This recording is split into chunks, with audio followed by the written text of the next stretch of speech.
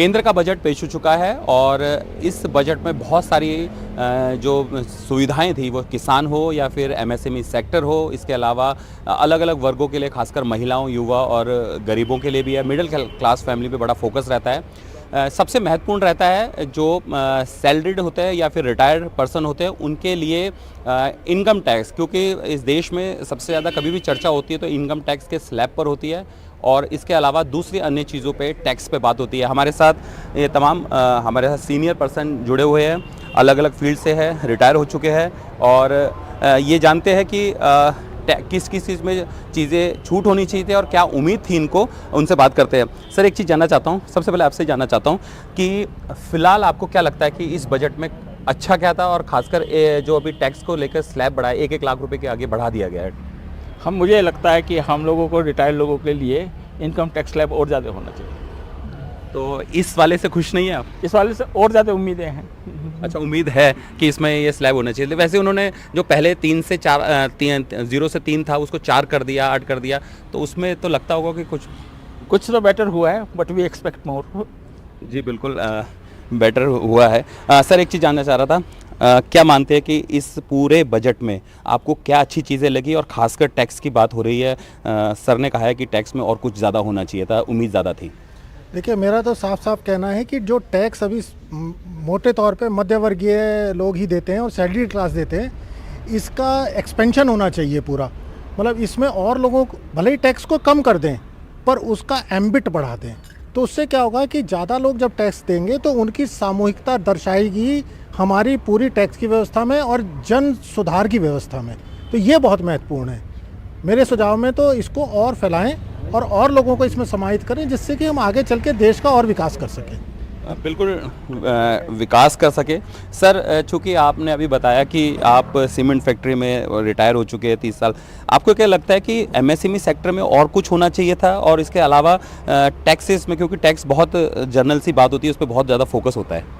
Generally middle class की बात तो होती है और वो सैलरीड तक होकर रह जाती है और 90% लोग उसके बाहर भी हैं और जो मिडिल क्लास भी हैं और जिनकी के इनकम जो है कोई ऐसी फिक्स भी नहीं है, कभी घटती है कभी बढ़ती है, तो टैक्स तो हर आदमी इनडायरेक्टली दे ही रहा है और कितना भी रिलीफ देते हैं, जब भी रिलीफ देते हैं महंगाई उससे भी ज़्यादा हो जाती है और उस महंगाई का कंट्रोल करने का गवर्नमेंट के पास कोई तरीका नहीं है और गवर्नमेंट जो है या पब्लिक उसी पे चलती है कि महंगाई 5% बढ़ती रहे। ये हम पिछले 60 साल से देख रहे हैं। मैंने टैक्स जब भी दिया है, जब मेरी तनख्वाह 5,000 रुपये वो थी साल, तब भी 4 रुपये 75 पैसे मैंने टैक्स दिया है जी, और रिफंड भी आया है उसमें 54। ऐसा भी टाइम था और आज जो है 10-10, 12-12 लाख रुपए की बात ज़रूर होती है, लेकिन उससे लोग खुश नहीं हैं। तो टैक्स जो लगता है वो तो लगे, जो भी होता है, लेकिन कहीं ना कहीं जो है सुविधाओं पर रिलीफ मिलना चाहिए। सुविधा नहीं मिल पड़ पा रही है किसी तरह की भी। बिल्कुल, जैसे सर ने कहा कि एक तरफ से दिया जाता है और दूसरी तरफ से ले लिया जाता है, आपको लग रहा है? हाँ, ऐसा ही होता है सर। हर बार सरकार जो है किसी न किसी फॉर्म में अपना खजाना तो भर ही लेती है, डायरेक्ट और इनडायरेक्ट टैक्स दोनों के माध्यम से। तो इसमें कोई छुपी हुई बात तो है नहीं, ये तो सरकार, हर सरकार करती है और आगे भी करती रहेगी। टैक्स का स्लैब तो एक थोड़ा सा रिलीफ दिया है इस बार, कोई खास मतलब उम्मीदें बहुत ज़्यादा थी, लेकिन उस हिसाब से मुझे लगता है कि नहीं कि कुछ मिला है आम आदमी। सर, आप आर्मी से रिटायर हैं, आर्मी पर्सन पर बहुत सारी उम्मीद होती है कि उनको, लेकिन जब वो रिटायर होकर बाहर आता है तो उससे बहुत सारी चीज़ों से जूझना पड़ता है, टैक्स हो गया और चीज़ों में हो गया। आपको लगता है कि इस टैक्स में सुविधाएं मिल पाई है एक आर्मी पर्सन के लिए? सुविधाएं तो बहुत हैं हमारे लिए, और जो उन्होंने सरकार सोच रही है कि टैक्सेशन 12 लाख तक, तो उसमें हमारे एक बहुत बड़ी संख्या जो जवानों की है, जो कि रिटायर्ड हैं, वो सब कवर हो जाते हैं उसके अंदर। तो अगर उनको टैक्स ज़ीरो हो जाता है तो बड़ी अच्छी सुविधा है, पर कमी ये है कि जो दूर में हमने अपना पैसा एक लिक्विड एसेट्स होते थे, जैसे म्यूचुअल फंड्स वगैरह में हमने डाला है, उसमें अचानक सरकार ने 12.5% उसके ऊपर टैक्स लगा दिया है अगर विड्रॉल भी करता हूँ। और विड्रॉल ही नहीं, उसमें अगर मैं स्विच करता हूँ रेगुलर प्लान से, अगर मैं डायरेक्ट प्लान में करता हूँ, तो उसके ऊपर भी वो उसी तरह से टैक्स 12.5% लगा लेते हैं, जबकि इनकम मेरे हाथ में नहीं आई है, ना मेरे अकाउंट में आती है। तो जो प्रोसीजर है ये खास करके एक रिटायर्ड आदमी का जो अपने एसेट्स लिक्विड रखना चाहता है, अगर मैं फिक्स इंफ्रास्ट्रक्चर में बना देता हूँ तो उसको मेरा लिक्विड नहीं है, और इसी तरीके से अगर मैं गोल्ड भी में इन्वेस्ट करता हूँ तो वो भी लिक्विड नहीं है।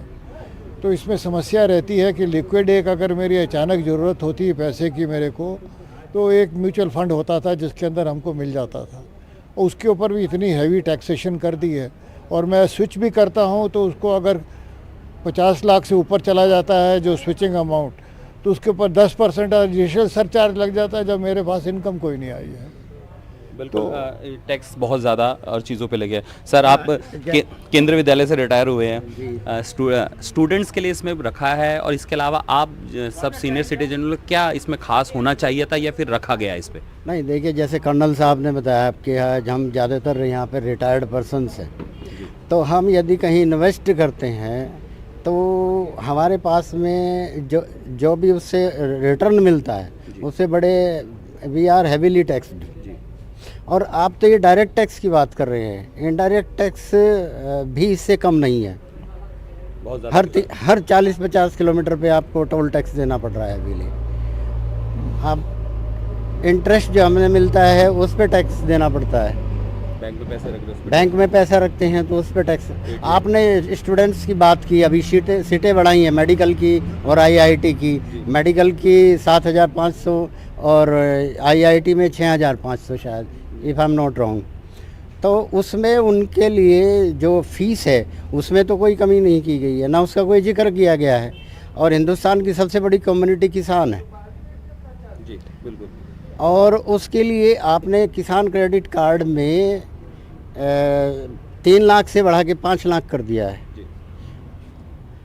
और ये कहा गया है कि आपको प्रोडक्शन बढ़ाएं दालों का और दूसरी जिन्नस का, अनाज का, लेकिन एमएसपी का उसमें कोई जिक्र नहीं किया गया है।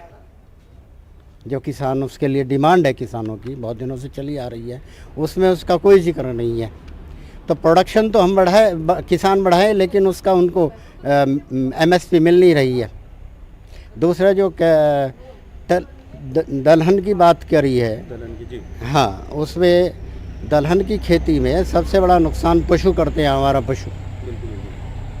उसके रोकथाम की कोई उसमें प्रोविज़न नहीं है। तो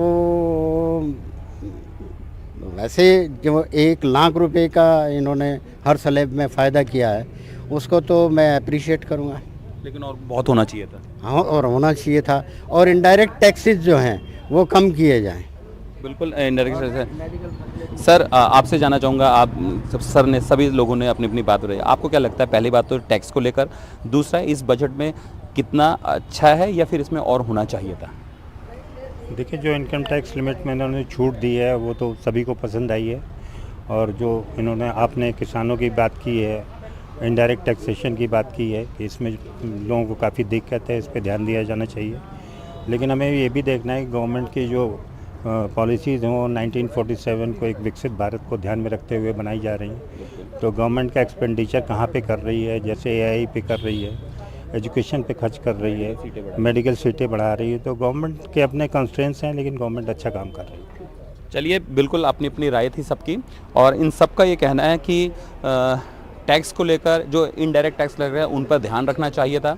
इसके अलावा जो म्यूचुअल फंड यानी जो सेविंग करते हैं उस पर जो टैक्स लग रहा है, या फिर बैंक में रखा पैसा है उस पर टैक्स लग रहा है, उस पर भी थोड़ी बहुत राहत दी जानी चाहिए थी। इसके अलावा ओवरऑल अगर देखा जाए तो बजट को फिलहाल संतोषजनक ही कहा जा रहा है। देहरादून से एनडीटीवी इंडिया के लिए किशोर रावत।